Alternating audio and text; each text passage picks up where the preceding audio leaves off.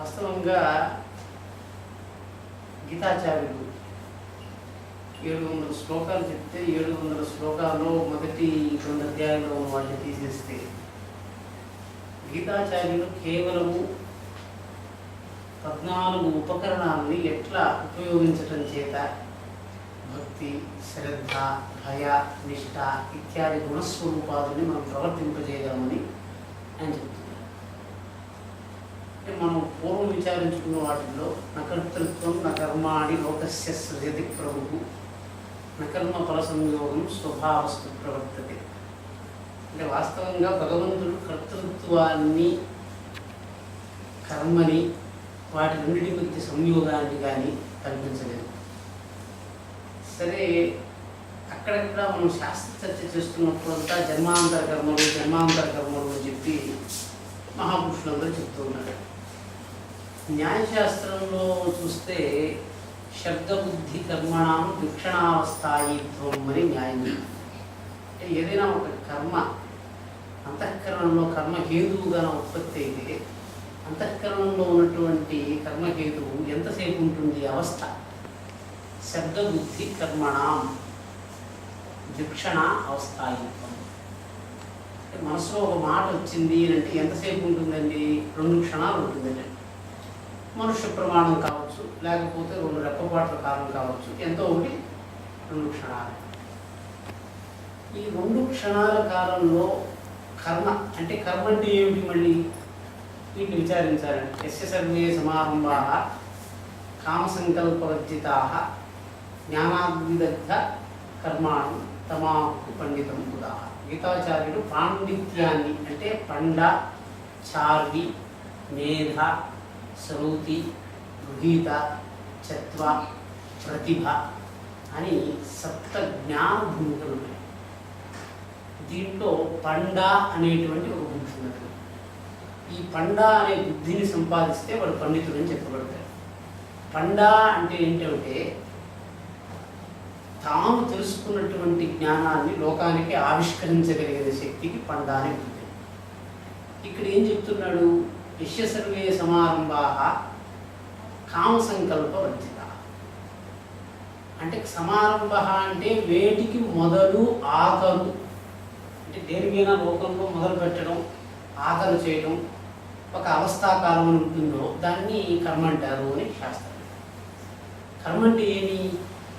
ఎట్లా తెలుస్తుంది ఇది కర్మ అని మనకు? అంటే దేనికైనా ఒక మొదలు ఉండాలి.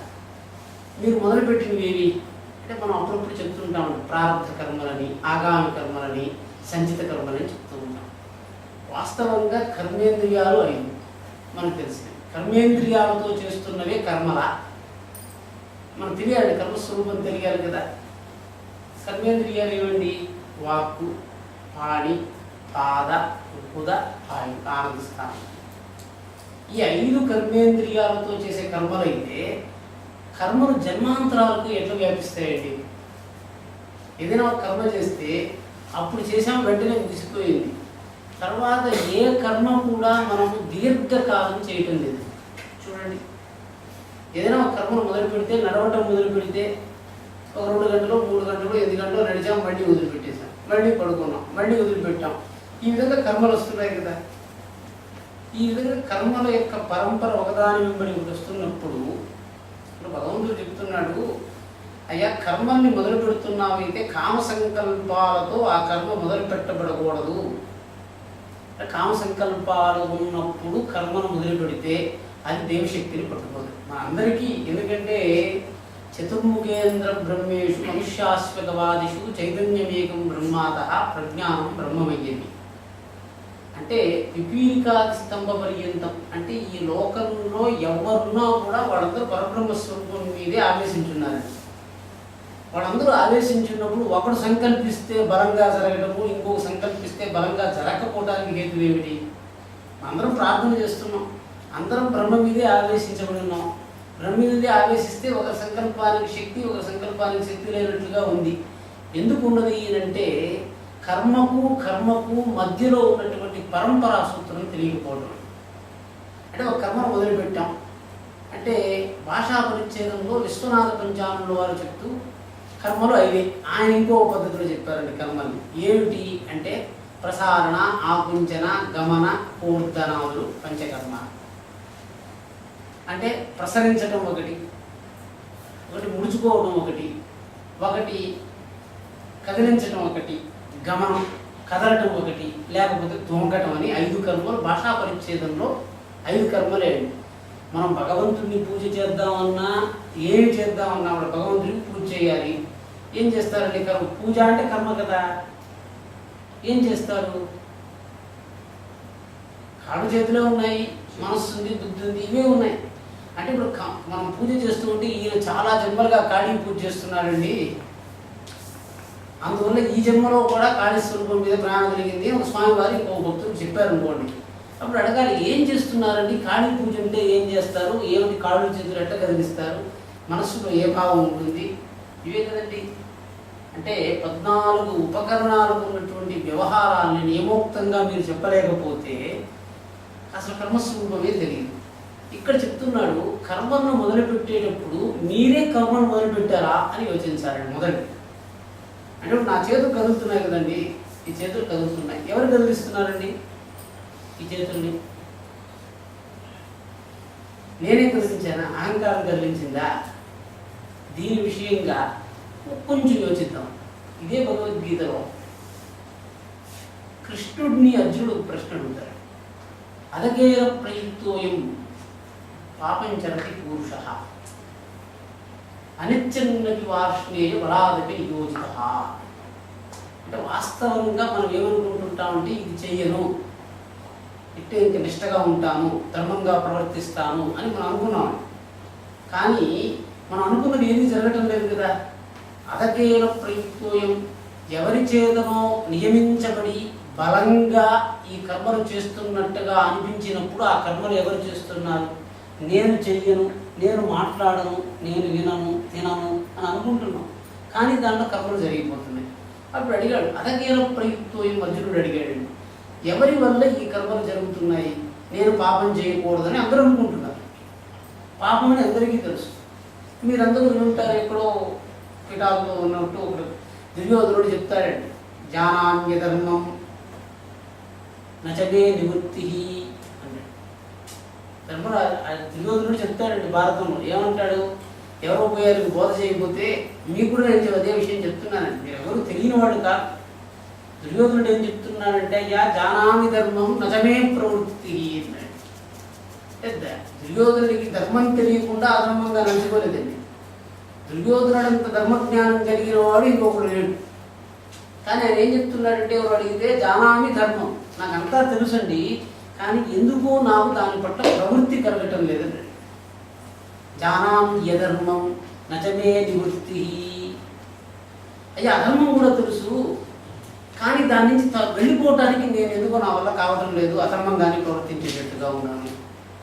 కేనాపి దేవేన హృతిస్థితేన యదా నియుక్తోస్మి తదా కరోమి అన్నాడండి భారతం. దుర్యోధనుడు ఎందుకు చెప్తున్నానంటే, మీ ఈ లోకంలో ధర్మము తెలియదు అన్నవాడు ఎవడు లేదండి. ఎవడు ఉద్బోధించో ప్రపేదినే ప్రాప్తన జన్మ విద్య, అందరికీ తెలుసండి ఈ విషయం. కేవలం ప్రవృత్తి నివృత్తుల్లోనే ధర్మం ఉందా లేదా అని చూసుకోవడమే. అంటే ప్రవృత్తి నివృత్తుల్లో తేవటానికి మనం ఏం చేయాలి? అది ఇక్కడ చెప్తున్నాడు. వీడు మాట్లాడుతున్నాడు 10 నిమిషాల వరకు ఈరోజు కూడా నేను పడుకుందాం అనుకున్నాను. అంటే ఏమిటి చెప్తున్నాడు? నేను చెయ్యనంటే వాడు చేయిస్తున్నాడు. అంటే మన వశంలో లేకుండా ఈ శరీరంలో ఉన్న అవయవాలని కదిలిస్తున్నాడండి ఒకడు. ఏమిటిది? ఈ శరీరంలో 640 కండరాలు ఉన్నాయండి, 340 కీళ్ళు ఉన్నాయండి, ఇంత మాంస సంచయం మన వశంలో ఉందండి. అంతఃకరణ కర్మ అన్నాం కదా, చేతులు కదిలించాడు. చేతులకి ఎన్ని కదలికలు ఉన్నాయండి? భరతనాట్యంలో భరతమని చెప్పేశాడండి. ఇన్ని కదలికలు మనస్సులో ఏర్పడిన ఒక్కొక్క భావానికి ఒక్కొక్క కదలిక ఉందండి. ఈ ప్రతి కదలిక చేత విన్యాసం చేస్తున్నామండి. అంటే మనస్సులో ఏర్పడిన ప్రతి భావము ఒక కర్మను హేతువుగా చూపిస్తుంది. నేను పౌర్ణమి రోజు ప్రస్తావించినప్పుడు మీకు మాట చెప్పానండి. ఏమిటి అంటే, అయ్యా ఒకడు కాశీకి వెళ్ళాలనుకున్నాడు.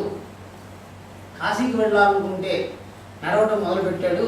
నడుస్తూ వెళుతున్నాడు. 10 మైళ్ళు నడుస్తూనే ఒక విడిది గృహంలో దిగాడు. విడిది గృహంలో దిగి వంటగది నుంచి పడగదికి, పడగది నుంచి స్నానాల గదికి, స్నానాల గది నుంచి విపడి మీదికి తిరుగుతున్నాడండి వాడు. ఈ విధంగా తిరుగుతూ ఉంటే అప్పుడు అడిగాడు, 10 మైళ్ళు మాత్రం కాశీ వైపు నడిచాను, మధ్యలో వచ్చేటప్పటికి వంటగదిలో తిరుగుతున్నాను మళ్ళీ. అంటే ఈ కాళ్ళు నేను నడుస్తున్నాను చూసారా, ఈ నడుస్తున్న కర్మ కాశీ పర్యంతము వెళ్ళేంత వరకు తన పాద ఘట్టము కేవలం కాశీకే వెళుతున్నదా అని లెక్క వేస్తే ఎన్ని అడుగులు నేను వేసి కూడా కాశీకి వెళ్ళలేదు అని లెక్క వేసామనుకోండి, అప్పుడు గమనస్థానాన్ని చెందినటువంటి వాస్తవంగా ఉదయం ఇప్పుడు కాళ్ళు కదులుతున్నాయండి. ఇది చూసి ఇది ముందరకు వెళ్తుందా వెనక్కి వెళ్తుందా చెప్పగలరండి మీరు? చెప్పలేరు. ఎందుకని? ముందుకు వెళ్ళినా కాళ్ళు ఎట్లే కదులుతాయి, వెనక్కి వెళ్ళినా కాళ్ళు ఎట్లే కదులుతాయి. కానీ దేన్ని బట్టి ముందుకు వెళ్తుందని, దేన్ని బట్టి వెనక్కి వస్తుందని మనం చెప్తాము అంటే దాన్ని చెప్పాడు. అభిముఖంగా ఉన్నటువంటి భూస్పర్శను పాదం పట్టుకుంటే ముందరికి వెళ్తాడు, వెనక ఉన్నటువంటి భూస్పర్శను పాదం పట్టుకుంటే వాడు వెనక్కి వెళ్తాడు. గమనం అదే పని చేస్తున్నాడు. పట్టుకునేటప్పుడు ముందు నేలను పట్టుకుంటే ముందుకు వెళ్తాడు, వెనక్కున్న నేల పట్టుకుంటే వెనక్కి వెళ్తాడు. చలనం మాత్రం అదే. ఎందుకు ఇవన్నీ చెప్తున్నాను? యస్య సర్వే సమారంభాః కామ సంకల్ప వర్జితా. మనలో ఒక కర్మకు కావలసినటువంటి హేతువు కామము సంకల్పము లేకుండా మొదలు పెడితేనే అది భగవంతుడి దగ్గరికి వెళ్ళగలిగే శక్తి ఉంటుంది. మళ్ళీ ఇక్కడ ప్రస్తావన మళ్ళీ ఎవరు కైలాసం వచ్చిన వాళ్ళు కించకూడదండి. కైలాసానికి వెళ్ళాం, కైలాసానికి వెళ్ళాలి, నడవాలి, కైలాసం స్వామి చుట్టూ ప్రదక్షిణ చెయ్యాలి అనుకున్నటువంటి గుర్రాలు కూడా తిరిగేస్తున్నాయి. అదే పనిగా దీక్షగా వచ్చి కైలాసంలో స్వామి చుట్టూ పరిక్రమణ చేద్దాం అనుకున్న వాళ్ళు కూడా నేను చేయగలనా అనేటువంటి భయం ఎందుకు వస్తున్నది? మీకు నేను చాలా పర్యాయం ఘట్టం చెప్పానండి.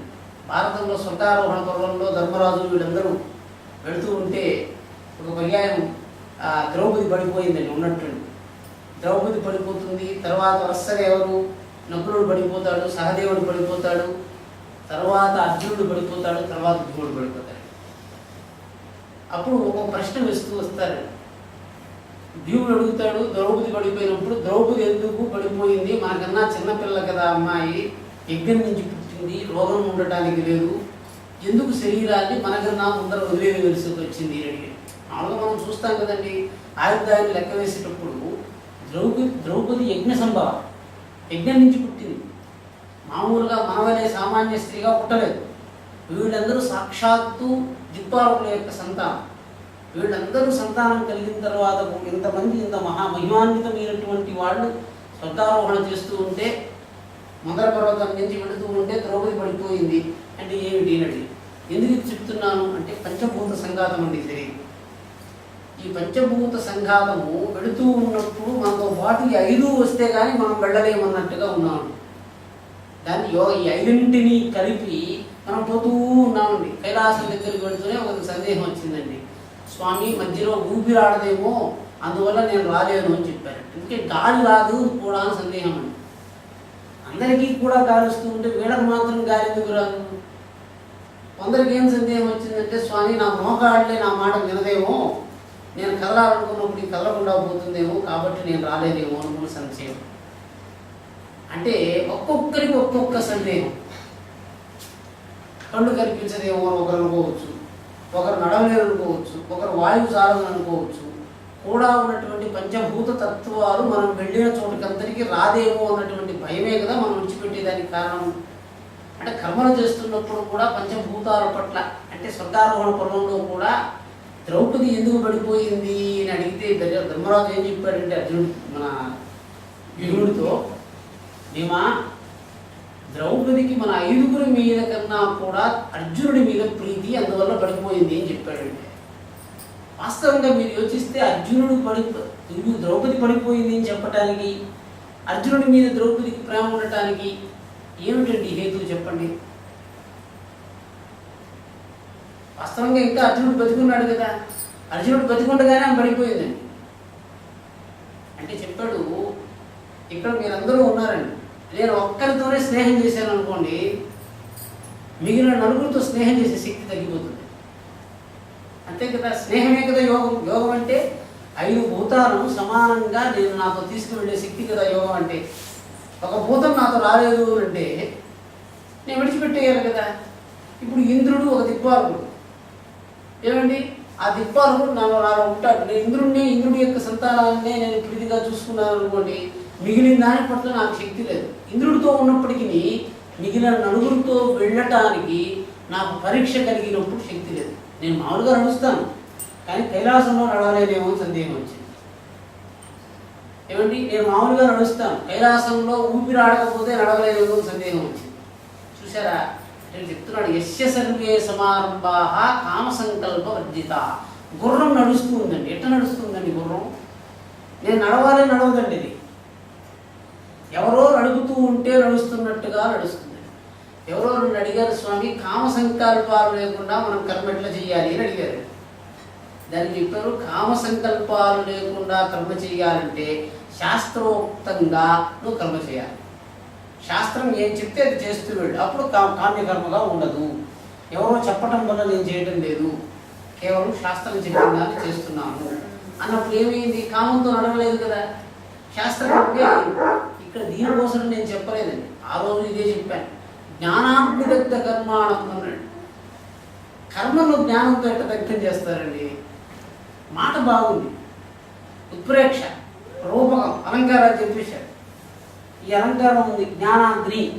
ఏమిటండి జ్ఞానం అంటే అగ్ని అనేది చెప్పారు. కర్మ ఎందుకు జ్ఞానాగ్ని చేత ఎట్లా దగ్ధమవుతుంది? ఎట్లా జ్ఞానాగ్ని చేత కర్మను దగ్ధం చేయాలా?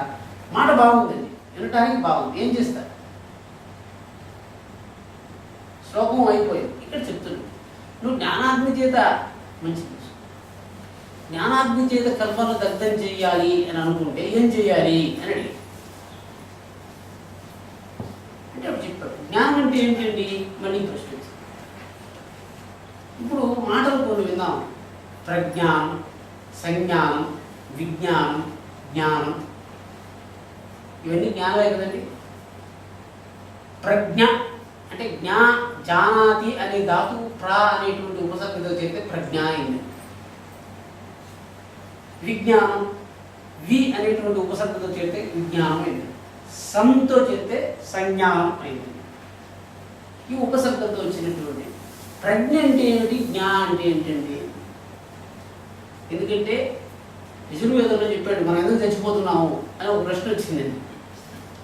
ప్రజ్ఞాపరాధ సర్వరోగాణం మూలం అన్నాడు. వేదవాక్యం అండి. ప్రజ్ఞాపరాధ సర్వరోగాణం మూలం అంటే మనకు రోగం వచ్చిందంటే ప్రజ్ఞలో అపరాధం ఉందండి. ప్రజ్ఞాపరాధం అంటే ఏమిటండి? జ్ఞానం అంటే ఏంటి, ప్రజ్ఞానం అంటే ఏంటి? ఎందుకంటే కర్మ గురించి చెప్తున్నాం. యస్య సర్వే సమారంభాః కామ సంకల్ప వర్జితాః జ్ఞానాగ్నిదగ్ధః. జ్ఞానాగ్నిదగ్ధః అంటే ముందర జ్ఞానం అనేటువంటి అగ్ని ఉండాలి, దాంతో దగ్ధం కావాలి. దగ్ధం కాకపోతే ఏమవుతుంది అంటే మామూలుగా మనం చెప్తామండి. కొన్ని మాటలు ఆ రోజు చెప్పింది. ఉదాహరణకి చూశాను, వెళ్ళాను, తిన్నాను, వెళ్ళాను, మాట్లాడాను, వెళ్ళాను అంటే వీరు ప్రతి కర్మ తర్వాత వెళ్ళడం అనే కర్మ చేస్తున్నాడండి. కొన్ని క్రియలు ఉన్నాయి. చూస్తున్నాడు, వెళ్తున్నాడు, తింటున్నాడు, వెళ్తున్నాడు, మాట్లాడుతున్నాడు, వెళ్తున్నాడు. అది ఏమైంది? మీరు చేస్తున్న ప్రతి కర్మ ఏమైంది అంటే వెళ్ళడంతో డిస్టర్బ్ అవుతుంది కదా. అంతే కదా. చూస్తున్నారు అంటే చూసేటప్పుడు ఏమిటండి? ఇంద్రియం కళ్ళండి. వెళ్ళేటప్పుడు ఇంద్రియం ఏమిటండి? కాళ్ళు. అంటే ప్రతి ఇంద్రియాన్ని వాడిన తర్వాత ఒక పర్యాయం పాదం వాడకపోతే మీకు తృప్తి లేదు. అంటే ఇక్కడ పాదం అనే మాట చెప్పాం కాబట్టి ఇది మీకు తెలియాలి. మామూలుగా మనం అడుగుతాం, ఏమండి సంగతులు అని అడుగుతామండి ఎవరైనా. సంగతి అంటే అర్థం ఏమిటండి?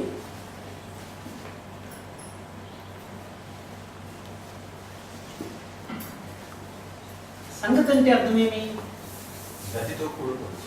అది ఏమిటండి?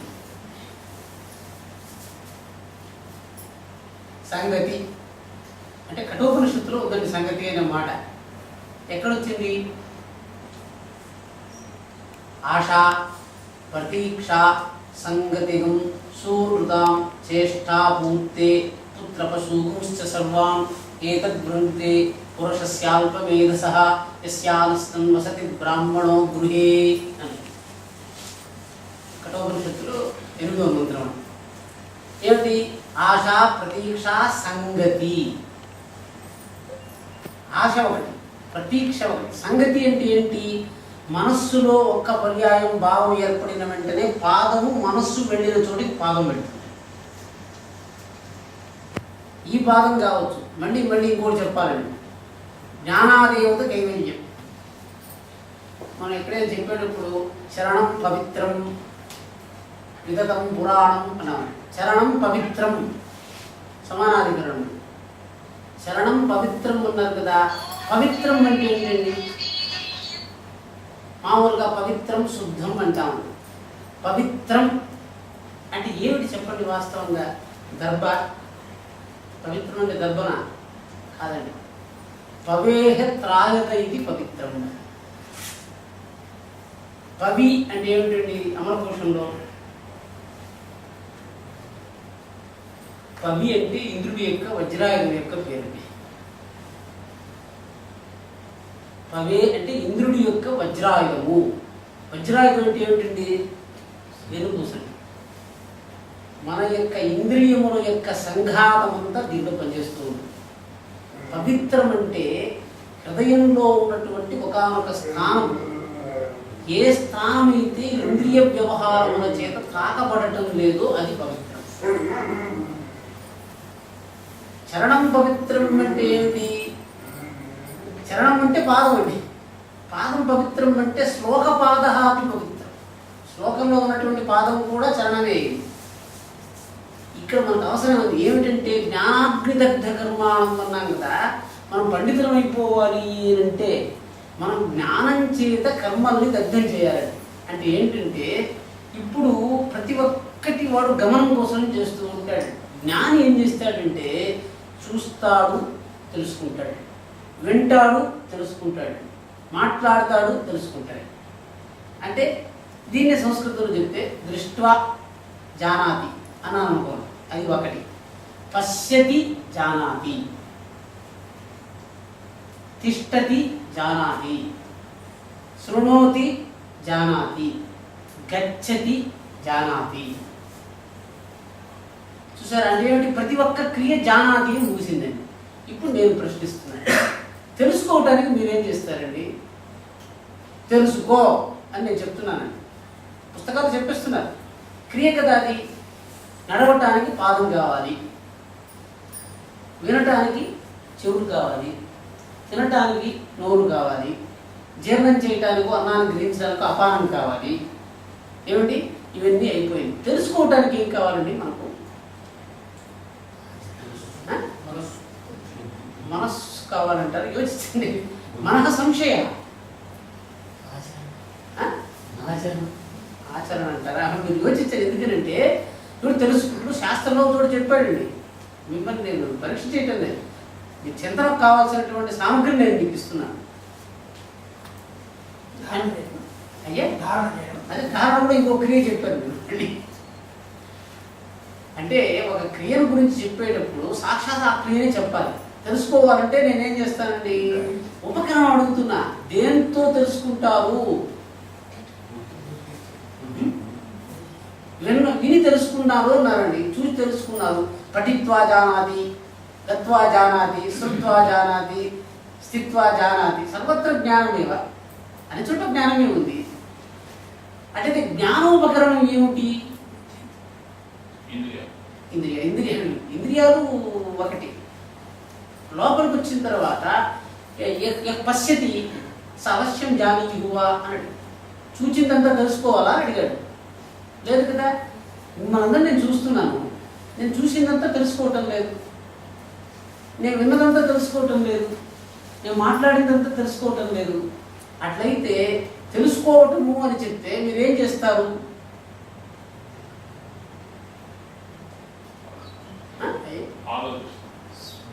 ఏమీ లేదండి. లోకంలో అస్థిభాతి ప్రియం నామం రూపం ఏతత్ పంచ జగల్లక్షణం. జగత్ ఆద్యత్రయం పరమాత్మ లక్షణం, శేషం జీవలక్షణం. నామరూపాది వ్యవహారమే లోకంలో తెలుసుకోవడం అని చెప్పేది. ఇవి మూడు స్వభావం అందరికీ తెలుసు. ఇది నాకు తెలుసు తెలియదు అంటే లోకంలో ఉన్నటువంటి నామరూపాది జ్ఞానం కావాలి. నామరూపాది జ్ఞానం లేకపోతే ఇప్పుడు మీకు ఉదాహరణకి నాకు మధుసూదన్ తెలుసును అంటే అడిగాడు చెప్తారా ఎట్లా వెళ్తారు కదా నిదానం పెడతారా? నాకు మధుసూదన్ తెలుసును అంటే మధుసూదన్ అనే శబ్దం తెలుసునా, మధుసూదన్ యొక్క శరీరం తెలుసునా, ఏం తెలుసును? నామరూపాదులు వివేచించాలి. తెలుసుకునేటప్పుడు ధరించేటప్పుడు దేన్ని ధరిస్తాను నేను? అంతఃకరణలో ధారణ అని చెప్పాడు. ధారణాయుక్తులు 5. ఎట్ట ధారణ విన్నవన్నీ ధారణ చేసేస్తే ఏదో ఒకటి అడ్డుకుంటూ ఉంది కదా ధారణ చేయనివ్వకుండా. మీరంతా వినండి, నాకు కొన్ని గొప్ప చెప్పండి. ఎందుకు ధారణ చేయలేదు చెప్పండి. నువ్వు మేళాన్ని విన్నాను, ఒక మేళధ్వనిని విన్నాడండి. విని నాకు ఈ ధ్వని తెలిసింది అన్నారు అనుకోండి. ఏ విధంగా తెలుసు? ఇది మేళంది అని చెప్పడానికి మాత్రమే తెలుసు, మీకు కొట్టడానికి తెలియదు కదా. అంటే ఇక్కడ జ్ఞానం అంటే జ్ఞానాగ్నిదగ్ధ కర్మాణం అంటే ఇప్పుడు మామూలుగా మనకు భాగవతంలో భక్తులుగా ఎవరిని కొంత 10 మంది పేర్లు చెప్పున్నారండి. భక్తులు అని చెప్తే ప్రహ్లాద, నారద, పరాశర, పుండరీక, వ్యాస, అంబరీష, సుఖ, సౌనక, దావ్యాన్ వీళ్ళు భక్తులండి. వాళ్ళు ముక్తులైపోయినారు అనుకుందాం. ముక్తులైపోయిన తర్వాత వాళ్ళు ఏం చేస్తున్నారు అని అడిగారు. వాళ్ళు కాళ్ళు చేతులు ఆడిస్తున్నారు, వాళ్ళు భోంచేస్తున్నారు, వాళ్ళు నిద్రపోతున్నారు, వాళ్ళు అన్ని పనులు చేస్తున్నారు. ముక్తత ఎక్కడ తెలిసిందండి మనకు? కర్మ లంపటం లేదండి. నమాం కర్మాణి లింపంతి నమే కర్మఫలే స్పృహ. భగవంతుడు చెప్పాడు, నాకు అసలు కర్తవ్యమే లేదన్నాడు, కర్తవ్యత శేషత్వం లేదన్నాడు. అంటే ఇవన్నీ ఎందుకు చెప్తున్నానంటే ఇప్పుడు మీరు చూడండి, ఇంకొక వాక్యం చెప్తానండి. చాలా రోజుల క్రితం చెప్పింది, ఎందుకంటే ఇది చెప్పడం కోసమే నేను చెప్పాను. చూచాడు పరిగెత్తాడు అని ఒక వాక్యం చెప్పాను అనుకోండి. ఏమిటండి దానికి అర్థం? ఈ వాక్యం మనసులో పెట్టుకోండి. ఇంకొక వాక్యం చెప్తున్నాను, చూస్తే పరిగెడతాడు, రెండో వాక్యం. ఇప్పుడు నేను ఒకరిని పరిగెట్టేటట్టుగా చేయాలి, మంత్రం కదా. ఒకరికి మంత్రం చేయాలి, ఒకరు మంత్ర ప్రయోగం చేయాలండి ఒకరి మీద. వాసన అంటారండి దీన్ని.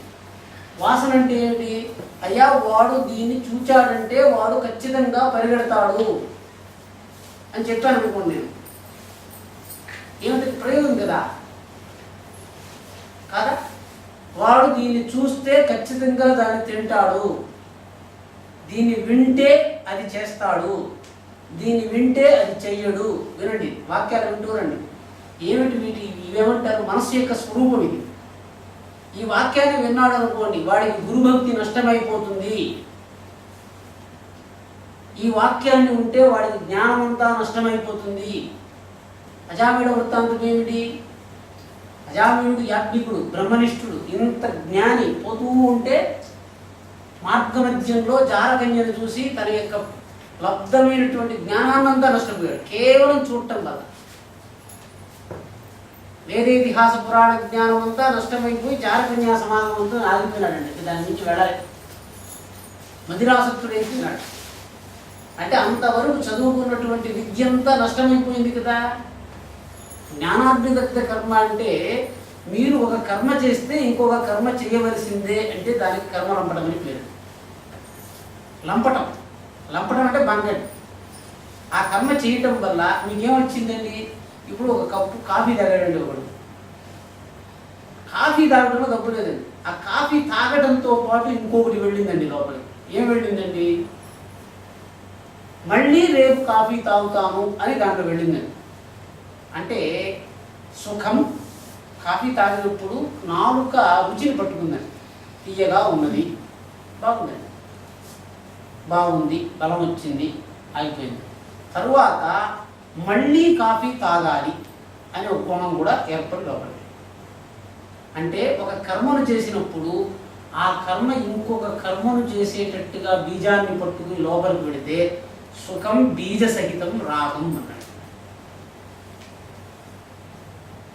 సుఖమైంది కదా, అది బీజంతో చేరిందండి. ఏమిటి? మీరు తాగారు, తాగిన తర్వాత మళ్ళీ ఇంకొక పని చేయనివ్వదు, దాని లక్షణం అది. తాగటంలో తప్పు లేదండి. మీరు ఒక దాన్ని తాగినారంటే ఎప్పుడూ తాగుతూ ఉంటారు అన్నాడు అనుకోండి, మంత్ర ప్రయోగం జరిగిపోయినట్టు. అంతేనా? యోచించండి. ఒకదాన్ని తిన్నారు, ఎప్పుడూ దాన్నే తింటూ ఉంటాడు. ప్రయోగం అంటే అదే కదండి. చూడండి, లంపటం వచ్చేసింది చూడండి. మామూలుగా చెప్తారండి, ఒక్కసారి తినండి సార్, ఒక్కసారి మా గురువు గారిని చూడండి సార్, తర్వాత మీ ఇష్టం అని చెప్పాడు అనుకోండి ఒకడు. ఒక్కసారి ఇస్తే మళ్ళీ మళ్ళీ వింటే అది రాగం. అట్లా వద్దు, రాగరహితంగానే గురువుని చూడాలి. అంటే ఏమిటి? జ్ఞానాగ్ని దగ్ధ చేతన చేత చూడాలి. అది మేము చెప్తానండి, అంటే చూడాలి. మీరు రాగంతో కూడా గురువుని చూస్తుండొచ్చు, అప్పుడు గురు దర్శనం అయినట్టుగా చూస్తున్నారు కదా. అంటే ఏమిటి? తినండి, మళ్ళీ దాన్ని తినేటట్టుగా అది చేసింది అని అంటే ఏమైందండి? తినటంలో రుచి కోసమే తిన్నట్లయితే పర్వాలేదు, ఆ రుచికి ఉన్న శక్తి చేత మళ్ళీ దాన్ని తినేటట్టు వెళ్ళేటువంటి బీజం రాగమైంది. రాగము మైనస్ బీజము ఈక్వల్ టు ఆనందం అన్నాడు. బీజం లేదనుకోండి, అది ఆనందంగా మారిపోతుంది. బీజాన్ని తీసే శక్తి మనకు లేదు, మనకు తెలిసిపోతుంది. నువ్వు దాన్ని తినద్దు. ప్రియమైనటువంటి భార్య చెప్పినా ఒక పదార్థాన్ని సేవించడం మొదలు పెడితే భార్య కోసం కూడా ఆ పదార్థాన్ని సేవించడం వదిలిపెట్టలేదు, పిల్లల కోసం వదిలిపెట్టలేదు. మనస్సంగా లోకంలో అత్యంత ప్రియమైన వస్తువు వచ్చి ఆ యొక్క పదార్థాన్ని సేవించొద్దంటే వదిలిపెట్టలేదు. అదేంటి? రాగశక్తి. ఒక వాసన పీల్చాడు అనుకోండి, పాశ్చాత్య దేశాల్లో వాసనలతో వశపరుచుకునేవాడు. మనం మంత్రంతో ఎట్లా చేస్తామో ఒక వాసన కొట్టేస్తారండి. కొన్ని వాసనలు మళ్ళీ చెప్తారు, ఆ యొక్క పరిమళాలు, ఆ పరిమళాలు వాళ్ళు తీసుకున్నారు అంటే ఇంకా వాళ్ళకి ఏం వశం ఉండదు. అంటే ద్రవ్యాలు పరిమళంతో నాసికతో వెళ్ళొచ్చు, దీంతో వెళ్ళొచ్చు. రాగయుక్తమైపోతే వాడు సంసారబద్ధుడు అయిపోతాడు. జ్ఞానాగ్నిదగ్ధ కర్మ ఎందుకు? మీరు శంకర భగవత్పాదులు శంకరుని విమర్శ చేయటానికి చెప్పడం లేదు, అట్లనే ఆయన అనుసరించమని లేదా తిరస్కరించమని చెప్పడానికి చెప్పడం లేదు, కేవలం జ్ఞానం కోసమే చెప్తున్నారు. శంకర భగవత్పాదులు అమరక శరీరంలో పరకాయ ప్రవేశం చేసి కామశాస్త్రాన్ని అధ్యయనం చేసినట్టుగా ఆయన జీవిత చరిత్రలో విద్యారణ్య స్వామి వారు శంకర దిగ్విజయంలో రాస్తున్నారు. ప్రశ్న ఏమొచ్చిందంటే, శంకర భగవత్పాదులు కూడా బ్రహ్మచర్యాన్ని విడిచిపెట్టేశారు కదా, ఇంకా పద్ధతి లేకపోయినట్టే కదా. ఆయన జ్ఞానం అంటే ఏమిటి? లోపల కామజ్ఞానం వచ్చేసింది కదా, ఆయన రాగం ఏర్పడిపోయింది కదా. బాగా గుర్తుపెట్టుకోండి, ఏ ఒక కర్మను చేస్తే మళ్ళీ ఆ కర్మ చేయాలనేటువంటి రాగశక్తి లోపల ప్రవేశిస్తుందో అది ప్రవేశిస్తూనే బ్రహ్మచర్యం స్తంభించిపోతుందండి. అదే అడ్డం. అంటే మీరు తాగితే తాగాల్సిందే, తింటే తినాల్సిందే, వింటే వినాల్సిందే. శంకర భగవత్పాదులు ఒక శ్లోకం చెప్పారు, గుర్తుంచుకోండి. బాలః తావత్ క్రీడాసక్తః, తరుణః తావత్ తరుణీసక్తః, వృద్ధః తావత్ చింతాసక్తః, పరే బ్రహ్మణి కోపినసక్తః. ఏమిటండి దీనికి అర్థం? శంకర భగవత్పాదులు ఎందుకు చెప్పారు ఈ శ్లోకం? అమ్మా అర్థం కాదు, స్పష్టంగా అర్థం కాదు. మామూలుగా అందరూ దీన్ని ఎట్లా తర్జుమా చేస్తున్నారంటే, అయ్యా బాల్యంలో ఆడుకుంటూ ఉంటారు అని తర్జుమా చేశారు. తరుణంలో తరుణీశక్తులుగా ఉంటారు, వృద్ధాప్యంలో చింతతో ఉంటారు, ఎవరు పరబ్రహ్మ పట్ల ఆసక్తితో లేరు. ఇదండి దీని తర్జుమా. కానీ వాస్తవమైనటువంటి తర్జుమా ఇది కాదు. దానికి ఏం చెప్పారంటే, బాలః తావత్ క్రీడాసక్త. నువ్వు బాలుడిగా ఉండాలంటే to that extent you are interested in playfulness, to that extent you are younger, you are a child. తావత్పర్యంతం క్రీడితుం ఆసక్తమనాః భవంతి, తావత్పర్యంతం బాలాః భవంతి. ఆడాలి అనేటువంటి కోరిక ఎంత ఆడుకోవటం వల్ల కాదండి, ఆడుకోవాలనేటువంటి ఆసక్తి ఎంతకాలం జీవుల్లో ఉంటుందో వాడంతకాలం బాలుడు అన్నాడండి కదా. కర్మనే చెప్తున్నాడు, క్రియ చెప్తున్నాడు. ఆడుకోవటానికి ఏం చేస్తారు అన్నాడు. అక్కడ ఆయన మాట చెప్పేశాడు, ఆడుకోండి. ఇప్పుడు మీరు ఆడటం అంటే ఆయన చెప్పండి, ఆడుతున్నట్టు వాళ్ళు చెప్పలేదండి. మాటలు చూడండి, బాలః తావత్ క్రీడ ఆసక్తః. ఆసక్తి, క్రీడించాలనేటువంటి ఆసక్తి ఉన్న పర్యంతము బాల్యము ఉంటుంది అన్నాడు శంకర భగవత్పాదులు. మనం బాల్యాన్ని పట్టుకోవాలంటే క్రీడించాలనే ఆసక్తి మనకు లేదని కదా అర్థం ద్వారా వృద్ధులం అయిపోతున్నాం. క్రీడించాలనే క్రీడించడానికి ఏం చేస్తారండి? క్రీడించడానికి ఏం చేస్తారు చెప్పండి. ఇప్పుడు క్రీడతి అని చెప్పారు కదా, ఆ ధాతువుకి అర్థం చెప్పండి. మనకు పదాలే మహాపురుషుల యొక్క వాక్యాలు పదాలుగా మిగిలిపోతున్నాయి, మనకు బోధ కలగటంలే. ఆడుకోవటం అంటే ఇసుకలో పోయి కూర్చొని క్రికెట్ ఆడుకోవటం అనుకోపోతాయి. ఏమిటండి ఆడుకోవడానికి? మనం చెప్పండి అమ్మా, ఎవరన్నా ఏం చేస్తారమ్మా ఆడుకోవడానికి? దీన్ని చెప్పడంతోనే శంకరాచార్య ఇంకో శ్లోకం చెప్పారు. ఆయన మీరు కూర్చొని జపతపాలు చేయాలను ఇది చేయాలని కోరలేదండి. ఆయన మాట చెప్పారు, యోగరతో వా భోగరతో వా సంగరతో వా సంగవిహీన యస్య బ్రహ్మణి రమతే చిత్తం నందతి నందతి నందత్యేవా. యోగరత, యోగము, రతి. రతి అంటే సుఖమండి. యోగరతి, భోగరతి, సంగరతి, 3 రతులండి. యోగంతో రతి, భోగంతో రతి, సంఘంతో రతి, లేకపోతే సంఘవిహీనంగా రతి. ఏం చేసినా నాకు బావాలేదు అన్నట్టు. అంటే ఏముండాలి? మీ చిత్తంలో బ్రహ్మస్వరూపం ప్రతిష్ట అయి ఉంటే నేనెవరు ఏం పట్టుకోలేదని చెప్పాడు. నువ్వు ఏమన్నా చెయ్యి, యోగరతో వా భోగరతో వా సంగరతో వా సంగవిహీన యస్య బ్రహ్మణి రమతే చిత్తం. ఎవడి చిత్తము బ్రహ్మయందు లయించి ఉందో వాడు ఏమి చేసినా వాడికి దోషం పట్టుకోదు అని అన్నాడు. కర్మలంపటాన్ని తప్పించుకోవడానికి శంకర భగవత్పాదులు చెప్పేసి ఉంటాడు.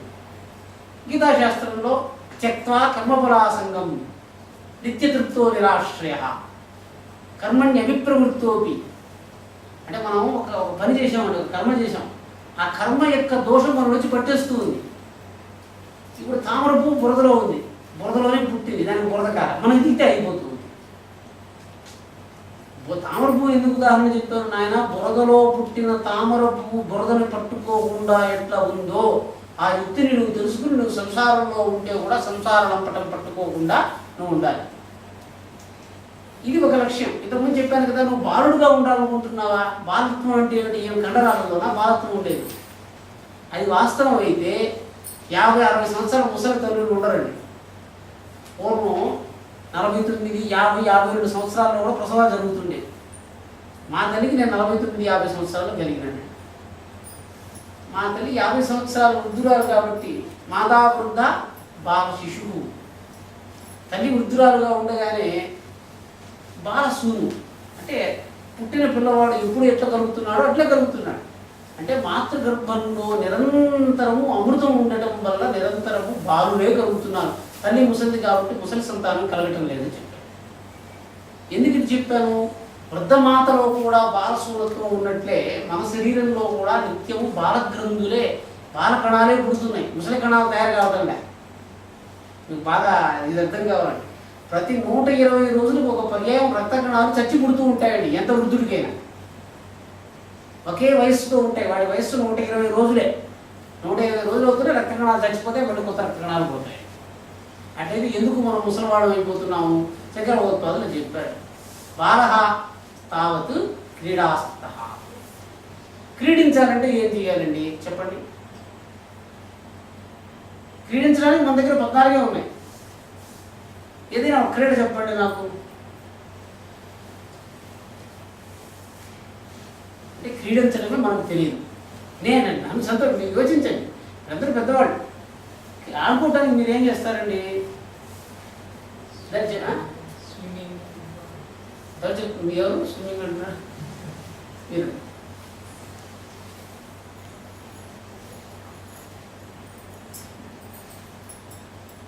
అంటే ఎప్పుడు స్విమ్మింగ్ చేస్తూ ఉంటేనే మనం బాగుగా ఉంటామని శంకర భగవత్పాదులు చెప్పారు కదా.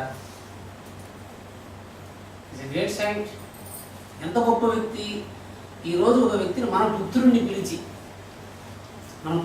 ఒరే నాయన, నువ్వు ఈ ఉద్యోగం చేసుకోరా, నా ఆస్తి నీకు ఇస్తున్నాను, నువ్వు ఇది చేస్తూ ఉంటూ నీకు జీవనం జరిగిపోతుంది, నువ్వు పిల్లవాడికి ఇవ్వండి. ఎన్ని సంవత్సరాలు? 600, 600 ADనో లేకపోతే 3000 BCనో డిస్ప్యూట్స్ ఉన్నాయి. 600 AD తీసుకోండి, 2000 సంవత్సరాల చరిత్ర ఉందనుకున్నాం శంకర భగవత్పాదులకి. ఆయన ఆ రోజు మఠాధిపతులు నియమించి మీరు బ్రహ్మచర్య వ్రతంలో ఉండి ఈ వ్యవహారాన్ని జరపండి అంటే ఆయన మాట చలించకుండా జరుగుతుందండి. అదేంటి ఆయన విజన్. కాన్స్టిట్యూషన్ రాసి మనకు దాదాపుగా 100-150 సంవత్సరాలు కాలేదు, అప్పుడే మళ్ళీ పార్టీలు చీలిపోతున్నాయి, ఎట్లా ఇది కలవాలో జరగటం లేదండి. ఆయన ఒక నియమాన్ని ఏర్పరిచి వెళితే ఎక్కడో ఒక భ్రష్టులైనా అది కూడా 1-2 పర్యాయం మళ్ళీ వాడు అదే నూతనోత్తేజంతో పట్టుకుని అదే కఠోర బ్రహ్మచర్య దీక్షతో. ఏమండి, బ్రహ్మచర్య దీక్ష అంటే 24 గంటలు ఇంద్రియాలు బంధించేయడం కాదండి. వాళ్ళు సాంసారిక వ్యవహారాలు చేస్తారు, కానీ వాళ్ళు కామ్యకర్మలు చేయరు. అదే పనిగా ఒక భార్యను పట్టుకొని జీవితాంతం పట్టుకుని ఉండదు. వ్యాసులు కూడా చాలామంది సంతానం ఉన్నారు, ఆయన బ్రహ్మచారి. 1000 సంవత్సరాల్లో పర్యాయం భోజనం చేస్తారు వాళ్ళు. మనం ప్రతిరోజు కర్మలో ఉంటాము, వాడు సంవత్సరాలకో 10 సంవత్సరాలకో 2 సంవత్సరాలకో 1 సంవత్సరంకో ఆ విధంగా ఒక పర్యాయం పని చేస్తుందని పరీక్షిస్తారు. అది నిష్ఠను భగ్నం చేయదండి. దాంతో మీరు వాళ్ళ యొక్క శక్తుల్ని సందేహించుకోవడం. శంకర భగవత్పాదులు కూడా అమర శరీరంలో ప్రవేశించారు వ్యవహారాన్ని. కించపరచడం కాదండి దీంట్లో. ఇప్పుడు మీరు క్రీడించిన శంకర భగవత్పాదుల శక్తి ఎందుకు చెప్పారంటే 32 సంవత్సరాల్లో ఎప్పుడు చదివినాడు, ఎప్పుడు జనసంబంధాన్ని పెట్టుకున్నాడు, దేశంలో అంతా ఎక్కడ తిరిగాడు, ఎట్టు జరిగిందో అంత దృష్టి ఉన్నటువంటి వాడు వాడిన మాటను మనం కేవలం ఆడుకోవడంతో చెప్పలేం కదా. 14 ఉపకరణాలు అప్పుడు చెప్తున్నాడు. క్రీడ అంటే ఏంటంటే మామూలుగా చూస్తున్నాడు కదండి, పశ్యతి. ఇప్పుడు కళ్ళతో ఆడాలండి, బాలుడు ఆడుతున్నాడండి, మనకు తెలుస్తుంది కదా. వాడు కాళ్ళు కదిలిస్తున్నాడు, ఎక్కడికైనా వెళ్తున్నాడా? వెళ్ళటంలే. చలతి కేవలం చలనార్థం, నైవ చరణార్థం అని. కాళ్ళు కదిలిస్తున్నాడు కానీ ఎక్కడికో వెళ్ళటానికి కాదు, కాళ్ళను కదిలించడం కోసమే అన్నాడు. బాగా అర్థం చేసుకోండి. కాళ్ళు కదిలిస్తున్నాడు, ఎందుకు కదిలిస్తున్నాడండి? కాళ్ళను కదిలించడం కోసమే. ఇంక వేరే పని లేదండి వాడికి. ఏమన్నా ఉందా చూడండి. కాళ్ళు కదిలించి దేశగమనం చేయాలి, కదిలించడం లే. చేతులు ఆడిస్తున్నాడు, ఎవరినో కొట్టాలని ముష్టియుద్ధం చేయడం లేదు. ఏమండి? పశ్యతి కేవలం ద్రష్టం పశ్యతి, శృణోతి కేవలం శ్రోతం శృణోతి. వినటం కోసమే వింటాడు, చూడటం కోసమే చూస్తాడు, తినటం కోసమే తింటాడు. ఈ విధంగా చేస్తే ఏమైంది? ఒక కర్మకు బంధం ఉండదండి.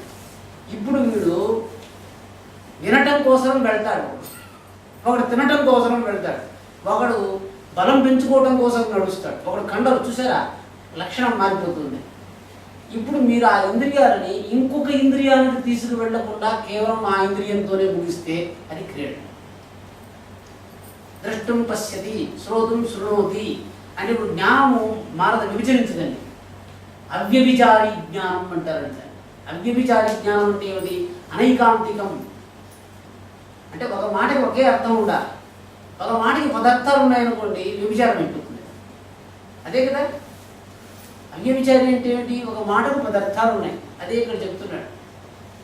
సర్వేంద్రియాణి సంయమ్య యా ఆస్తే మనసా స్మరన్ ఇంద్రియార్థాన్ విమూఢాత్మ విద్యాచార సముచ్యతే. ఇంద్రియార్థం అంటే ఏంటండి? ఇప్పుడు అడిగాడండి. ఇంద్రియార్థం అంటే ఏమిటి? ఇంద్రియార్థాలు అంటే ఏమిటండి చెప్పండి. విషయం అది ఇంద్రియార్థం. విషయం అంటే ఇప్పుడు చెప్తున్నాడు, నా దగ్గర ఒక ఉపకరణం ఉందండి, ఆ ఉపకరణంతో ఏ పని చేస్తే అర్థమని వాడండి. ఇంద్రియ విషయమనే వాడేసుకుంటాడు భగవంతుడు. మనం పర్యాయపదం చెప్పుకుంటున్నాం. విషయ అంటే ఏమిటంటే విష్ణోతి తనోతి, బంధించేస్తుందండి విషయం. ఇక్కడ అర్థం అని కదా వాడాడు, అర్థం అండి, శబ్దార్థం అన్నాడు. ఇంద్రియార్థం అంటే ఉదాహరణకి నేను మిమ్మల్ని ప్రశంసించాలండి, ఒక పదం వాడాను, దీనికన్నా మంచి పదం వాడాలండి ఆయన ప్రశంసించాలంటే మనం అన్నాం అనుకో. అంటే భగవంతుడు ఒక మాట ఒకరితో ఒక మాట చెప్పాలండి. డాక్టర్ గారు అంటే లేదండి ఇంకొంచెం మంచిది. ప్రెసిడెంట్ వచ్చారండి, ఆయన ఒక మాట వాడాం, ఆమె ప్రెసిడెంట్ అన్నాం, లేదండి హిస్ ఎక్సలెన్సీ అని చెప్పండి అన్నాడు. అంటే ఏమిటి అర్థం? ఈ శబ్దంతో చెప్తేనే ఆయన యొక్క గౌరవం కరెక్ట్గా ఉంది, వేరే శబ్దం చెప్తే చెప్పలేదు కదా. ఇంద్రియార్థం అంటే ఏమిటంటే ఈ ఇంద్రియాన్ని వాడి ఈ పని చెయ్యాలి, ఇంక వేరే పని చేయకూడదు అనే జ్ఞానం ఉన్నటువంటి వాళ్ళు మాత్రమే ఇంద్రియాలు సక్రమంగా వాడతారు. ఇక్కడ చెప్తున్నాడు ఇంద్రియార్థాన్ విమూఢాత్మ. ఇంద్రియముల యొక్క అర్థమును తెలియనటువంటి వాడు ఏం చేస్తున్నాడు? అర్థం, ఇంద్రియానికి ఒక అర్థం ఉందండి.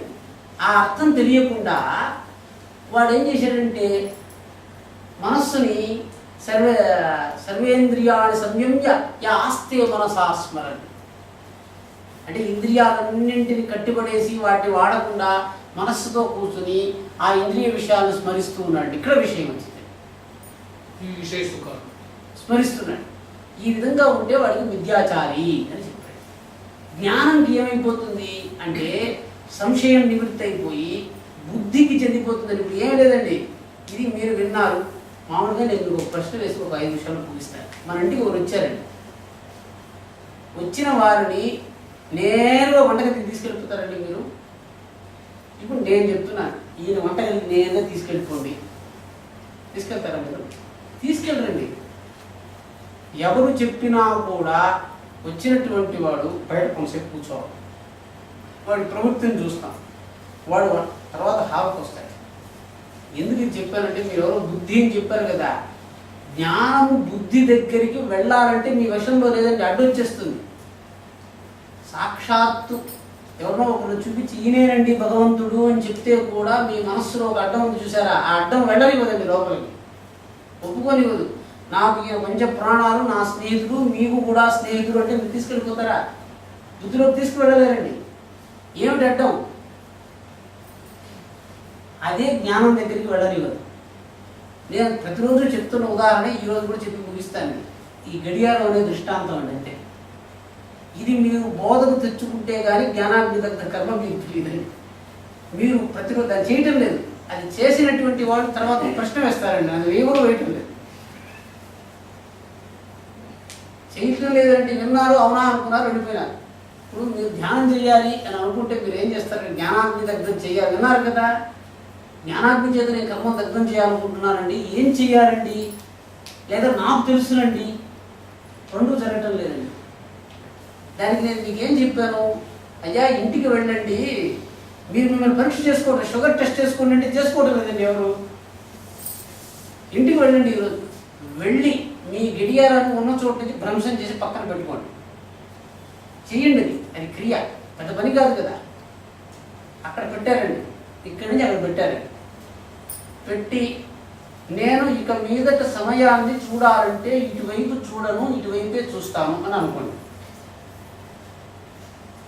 అనుకున్న తర్వాత సమయం ఎంత అయింది అని అనిపించినప్పుడు మీరే పెట్టేశారు. సత్యం తెలుసు, ఇక్కడ చెప్తున్నాడు. యథార్థం సత్యం అని 2 మాటలు ఉన్నాయి. శాస్త్రం ఏం చెప్పిందంటే ఆప్తవాక్యం ప్రమాణం. ఎవరినో ఒక మాట చెప్పారు, ఒక నాయన భగవంతుడు ఉన్నాడురా, వాడు నేను కాపాడుతాడు అని చెప్తే మీకు నమ్మకం కలగటంలే. అంతే కదా, మాట కదండి. ఇప్పుడు ఈ గడియారం అక్కడ పెట్టారు కదా, నేనే పెట్టాను, ఈ గడియారం అక్కడే ఉంది అని మీరు అనుకోండి, సత్యం తెలుసు. టైం ఎంత అన్నప్పుడంతా తల ఇట్లా తిప్పకుండా ఇట్లా తిప్పేటట్టుగా మీరే సంకల్పం చేసుకోండి. ఎన్ని పర్యాయాలు సమయాన్ని చూడాలనుకున్నప్పుడంతా మీ తల ఇట్ట తిరిగి అట్ట తిరిగిందో లెక్క వేసి నాకు చెప్పండి. ఏమండి? ఎన్ని పర్యాయాలు తిరిగిందో అన్ని పర్యాయాలు మీరు జపం చేయాలండి. ఒక వాక్యం హృదయస్థం కావాలండి. అంటే 2 నెలలో 3 నెలలో ఒక అభ్యాసం చేసిన విషయాన్ని విడిచిపెట్టడానికి మీకు వేరే వాడికండి. మీరు జ్ఞానంలో ఉన్నారనుకోండి, అయ్యా గడియారం ఇక్కడ ఉండింది, అక్కడ పెట్టాను, ఇది సత్యం, ఇంకా మీద డేట్ చూడడం తిప్పేస్తున్నారు అనుకోండి, మీరు వెంటనే గురువుని ఆశ్రయించండి. ఎందుకని? శాస్త్రవాక్య శ్రవణము, శాస్త్ర పఠనము ఇవన్నీ వెంటనే మీకు శక్తినిచ్చేస్తాయి. మీరు చదువుతున్నారు, మీరు అసలు మీకు తెలిసిన సత్యం మీదే మీకు జ్ఞానం రావటంలే. మీరు తెలుసు గడియారం ఇక్కడే ఉంది అన్నదాన్ని రేపు చేయడానికి మీ వీలు పట్టంలే. మీరు ఎందుకంటే శాస్త్ర పఠనం చేసి కాలాన్ని వృధా చేస్తున్నారు? నేను అవధారణం అని చెప్పారు కదా, శాస్త్రస్య గురువాక్యస్య సత్యబుద్ధ్యావతారణం. సత్యము అని తెలిసిన దాన్ని మీరు బుద్ధిలోకి తీసుకుంటారు, సత్యం అంటే కదా. మీకు తెలుసు కదా సత్యం, మీరే కదా చేశారు, మీ బుద్ధిలో ఉన్నదే కదా. ఇది చెయ్యకపోతే మీకు జ్ఞానధారణ జరగదు. మీరు చదువుతూ ఉంటారంతే. అది మీరు ప్రయోగం మీరు చేయలేదనుకోండి, పఠనం చేస్తున్నారు. నేను చెప్తున్నాను, మీరు చెప్తున్నారు. భగవద్గీత ఇక్కడ ఉన్నవాళ్ళందరికీ మనం మధుసూదనకు అందరికీ 10-15 అధ్యాయాలు కంఠస్థం అయిపోయి ఉంటుంది. అదేంటి జ్ఞానం? ఏ వాక్యాన్ని మీరు అంగీకరించారు? అంగీకరించడం అంటే ఏంటండి? అంగస్య ఆకారం ధర్తుం అర్హం వాక్యం. అంగస్య అంగీకార అంటే ఏమిటి? నైవ బుద్ధేహ ఆకార, అంగస్య ఆకార. ఆచరణ కాదండి మేడం. ఆచరణ అంటే చరణం అంటే పాదం కదా. ఆచరణం అంటే చరణం అంటే పాదం అండి. పదంలో భేదం గమనించాలి. అంగీకార అంటే ఏమిటంటే బుద్ధిలో ఉన్న వాక్యము అంగరూపాన్ని ధరిస్తుంది. అంగీ అంటే శరీరం కదా. అంగస్య ఆకారం దర్తుం అర్థం అంగీకారం. నేను అంగీకరిస్తున్నాను అంటే ఏమిటి? వెంటనే శరీరం మీద చూపిస్తుంది శక్తిని. అప్పుడు మంత్రము దోషాన్ని తీసేస్తుంది, రోగాన్ని తీసేస్తుంది, అన్నీ తీసేస్తుంది. మీరు మాటలు వింటున్నారు, మీరు చెప్పింది మీరు వినటం లేదు. మీరు వెళ్ళి చెయ్యండి. ఇది నేను చెప్పిన వేదవాక్యంలో నేను గడియారం చెప్పానండి. ఎన్నిసార్లు మంత్ర జపం చేయాలి అని మీకు తెలియాలి కదా. కౌంటు జపం చేస్తూనే ఉంటారు అంటే మీకు తెలిసిపోవాలి. గడియారం ఎన్నిసార్లు పెట్టానండి, డైరీలో పెట్టండి. అరే తప్పు చేశాను అనుకోండి. ఈ విధంగా ఇప్పుడు మీకు ఇంకొక రహస్యం చెప్పాలండి. మీకు ఎంత శక్తి ఉంది అని అంటే, ఇంట్లో తీసి పెట్టారండి గడియారం కదండి, మళ్ళీ ఆఫీస్కి వెళ్తే గడియారం అక్కడే తలదింటున్నాయి. అంటే లోకంలో ఎన్ని గడియారాలు ఉన్నాయో అన్ని సత్యాలు మీ మీద పనిచేస్తూ ఉంటాయి. ఆఫీస్లో ఒక గడియారం ఉంది. ఇప్పుడు ఇంటి ఇక్కడ గడియారం పెట్టుకున్నారు కదండి, ఆఫీస్లో ఎంట్రన్స్లో గడియారం ఉంది, నా రూమ్లో గడియారం ఉంది. అక్కడికి వెళ్ళిన వెంటనే మళ్ళీ తల తిరిగిపోతుందండి. భక్తి యోగంలో 12వ శ్లోకం అండి ఇది. ఈ శ్లోకం చదివిన వెంటే నాకు జ్ఞానం జరిగింది. శ్రేయో జ్ఞానం అభ్యాసం కన్నా జ్ఞానం గొప్పది. శ్రేయో జ్ఞానం అభ్యాసాత్ జ్ఞానాత్ ధ్యానం విశిష్యతే ధ్యానాత్ కర్మఫల త్యాగాత్ శాంతి అనంతరం. మనం లక్ష్యం పెట్టేసుకున్నాం. ఏమిటి? నా జ్ఞానం అంటే ఏంటి? అయ్యా ఒక్కసారి తత్వం అని చెప్తున్నాడండి. ఇప్పుడు ఇది వేదాంత పంచదశలో చెప్పారండి శ్లోకాన్ని. ఏమిటి? బుద్ధిం మర్దయం దృష్ట కటతత్వస్య వేదిక. ఒక కొండ ఉందండి. ఒక కొండని ఇట్లా చూసి ఇది కొండ అని చెప్పాడండి ఒకడు. వాడు ఎవరు అని అడిగారు. వాడు ఆయన ఇప్పుడు మనం చెప్పాము ఇంతకు ముందరే, బుద్ధితో చెప్పావా లేకపోతే ఒకడు చెప్పాడు, స్వామికి నేరుగానే తెలుసా బుద్ధితో యోచించి చెప్పాడా అని అడిగారండి. దానికి వేదాంత పద్ధతి చెప్తుంది, నా బుద్ధిం మర్దయం దృష్ట ఘటతత్వస్య వేదిక. ఎవడైతే బుద్ధిని వాడకుండా ఈ ఘటమని చెప్తాడో వాడు తత్వవేత్త. ఎవడైతే బుద్ధిని వాడి చెప్తున్నాడో వాడు ధ్యాత అన్నాడు. వేదాంత పంచదశి చెప్తూ ఉన్నది. బుద్ధిని వాడి చెప్తే మనం కూడా చెప్పేస్తున్నాం కదండి. ఇప్పుడు మైక్రోస్కోప్లో చూసి ఇది ఉంది అని చెప్పేవాడు ఒకడు ఉన్నాడు, జాతకం చూసి ఇప్పుడు చెప్పేవాడు ఉన్నాడు, ముఖాన్ని చూసి చెప్పేవాడు ఉన్నాడు. భేదం వచ్చేసింది కదా. అంటే నువ్వు బుద్ధిని వాడు చెప్తున్నావా? అట్లయితే నువ్వు తత్వవేత్తవి కాదు, నువ్వు ధ్యాతవు మాత్రమే అన్నాడు. ఇంటెలిజెన్స్. నా బుద్ధిం మద్దయం దృష్ట ఘటతత్వస్య వేది. అంటే బుద్ధిని వాడకూడదు. అంటే పుస్తకాల్లో చదువుకున్న శాస్త్రాన్ని వాడకూడదు, దేన్ని వాడకూడదు. కేవలం తత్వం, అంటే భగవంతుణ్ణి తెలుసు అనే తత్వం చేత దాన్ని చూస్తే వాడికి బోధస్తుంది. చూసారా, వాడు తత్వవిత్ అవుతాడు. మనం బుద్ధిని కదా వాడుతున్నాము. బుద్ధిని వాడితే ఏమైంది? పోయింది. అంటే ఇక్కడ జ్ఞానం మీరు బుద్ధికి వెళ్ళిపోతుంది జ్ఞానము అని చెప్తే, జ్ఞానాగ్ని దగ్ధ కర్మ అంటే బుద్ధికి వెళ్ళిపోవాలండి. ప్రతిసారి బుద్ధికి వెళ్ళిపోతూ ఉంటుందండి మీ యొక్క మనసు. అహంకారం చూచాడు బుద్ధికి వెళ్ళాలి. ఇది ఎటువంటిది? నేను మీకు ధ్యానం చేయడం కోసం మనం ఉదాహరణ చెప్పాను. పతంజలి భగవత్పాదులు ఏం చేయాలంటే, ధ్యానం అంటే ఏంటి అని అడిగితే ఆయన ఒక నిర్వచనం ఇచ్చారు. విజాతీయ ప్రత్యయ అనంతరిత సజాతీయ ప్రత్యయ ప్రవాహ అన్నారు ధ్యానం అంటే. విజాతీయ ప్రత్యయ అనంతరిత సజాతీయ ప్రత్యయ ప్రవాహం. మనందరం ధ్యానం చేస్తున్నాము. ఒకడు అంటున్నాడు నేను ధ్యానం చేస్తున్నానండి అన్నాడు, ఒకడు జపం చేస్తున్నానండి అండి, ఒక తపస్సు చేస్తున్నానండి అండి, ఒకడు యజ్ఞం చేస్తున్నానండి. వాడిని అడిగే జపం చేయడానికి ఏం చేస్తావు? మా గురువుగారు ఒక మంత్రం ఇచ్చారు దాన్ని చెప్పుకుంటూ ఉంటాను.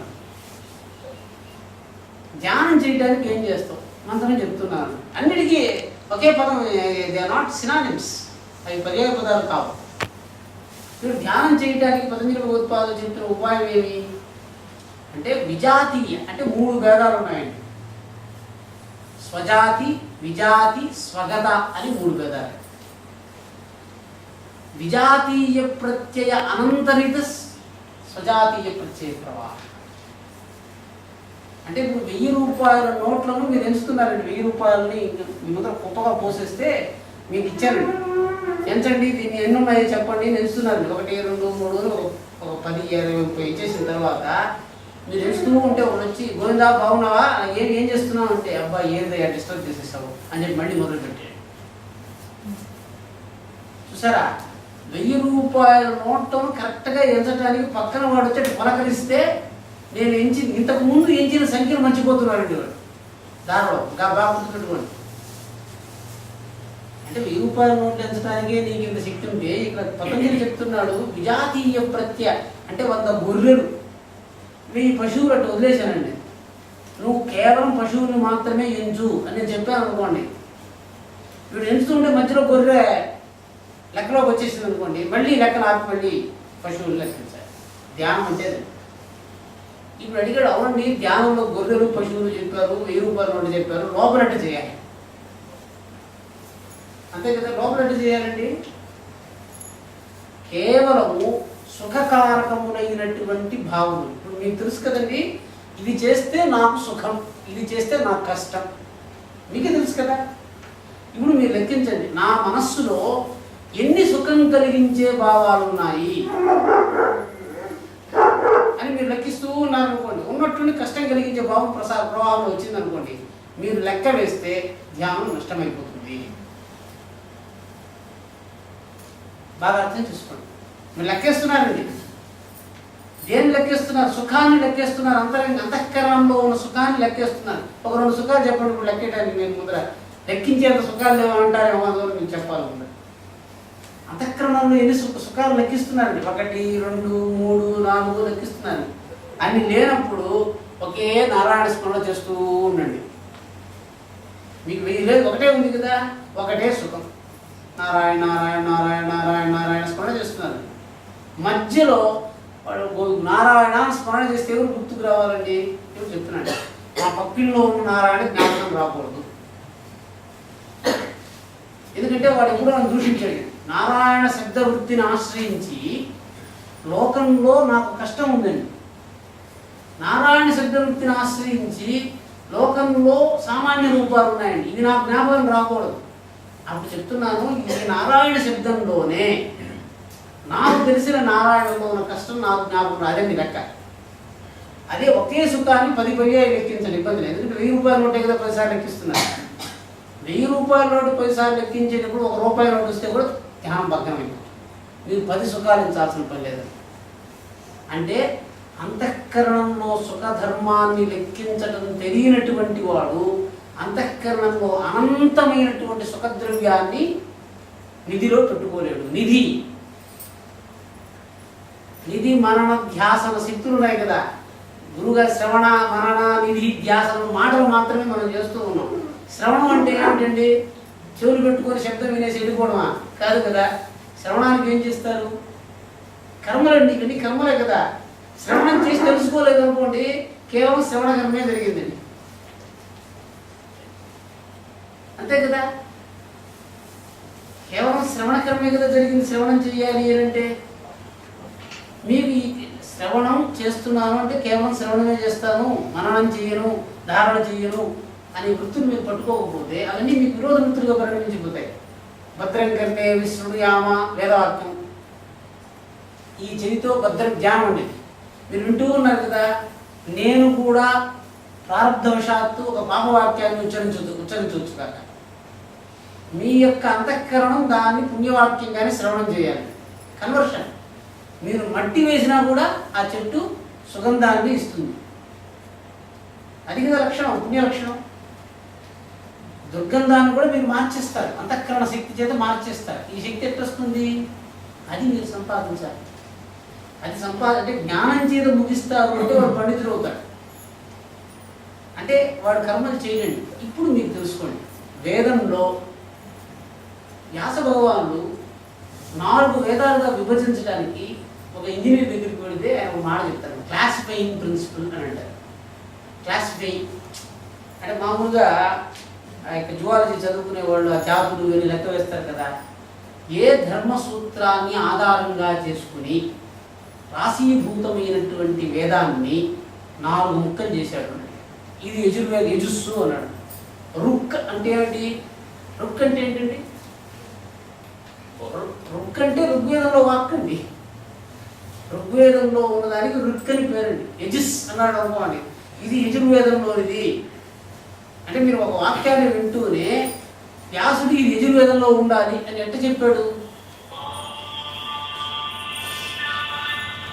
ఉంది కదా. అంటే ఈ 4 విభజన చేయడానికి పూర్వం ఇది ఇప్పుడు నేను ఉపనిషత్తు అనే దానికి నేను చాలాసార్లు చెప్పుకున్నాను కాబట్టి చెప్తాను, మళ్ళీ 4 ఎక్కువ సమయం తీసుకుంటుంది. ఉపనిషత్తు అని చెప్పినప్పుడు ఇది ఉపనిషత్తు, ఇది వేదం. ఇప్పుడు ఇక్కడ వేదం చదువుకున్న వాళ్ళు ఉన్నారు, మనం చెప్తే అది లేదండి వేదంలో లేదంటే ఉపనిషత్తులో ఉంది మనం అనుకోవాలి. మామూలుగా ఉపనిషత్తు అంటే ఎట్లుంటుందండి చెప్పండి? ఒక వాక్యాన్ని విని ఇది ఉపనిషత్తా లేకపోతే వేదమా అని చెప్పాలి. ఎట్లా తెలుస్తుంది? ఒక సూత్రం, దాంట్లో ఉన్న క్రియను పట్టుకుని క్రియ వింటున్నటువంటి వాడికి ఏదైనా కర్మను బోధించిందంటే అది ఉపనిషత్తు కాదు. సూత్రం అండి. ఇప్పుడు ఈశావాస్యంలో కొన్ని వాక్యాలు తీసుకోండి. ఈశావాస్యమిదం సర్వం యత్కించ జగత్యాం జగత్ తేన త్యక్తేన ముంజీత మాకస్య సిద్ధనం. మీకు ఎక్కడ కూడా ఉపదేశంలో తెలుసుకోవటమే ఉంటుంది కానీ చెయ్యటానికి విన్న తర్వాత ఏం చెయ్యాలి అని చెప్పాడు అని మనకు అర్థం కాదు. ఉపనిషత్తు యొక్క లక్షణం వింటూ ఉంటారంతే. మీరు ఎంతసేపు విన్నా కూడా వినటము, మననం చేయటము, ధ్యానం చేయటానికి మించి మీకు ఏం చెయ్యాలి అని ఉపనిషత్తు వాక్యాల్లో బోధ దొరకదు. ఎందుకని? అది జ్ఞానమే. వినటమే కానీ చెయ్యటానికి ఏమీ దొరకదు. వేదవాక్యం విన్నారనుకోండి,